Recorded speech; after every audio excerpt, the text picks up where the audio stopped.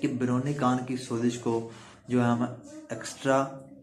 ऑडिटिस कहते हैं। एक्स्ट्रा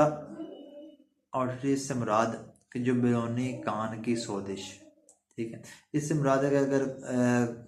कान में कोई सुराख की सोजिश हो जाए, मतलब कहने का ये मकसद है अगर कान में कोई पानी वगैरह पड़ जाता है, कान में कोई पीप वगैरह पड़ जाती है, कोई चीज़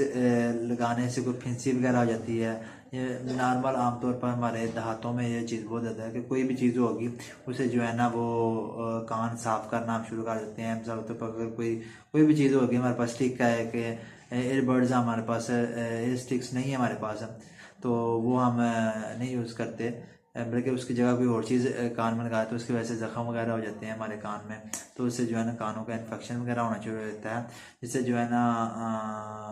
वो बैरूनी कान की जो सोजिश वो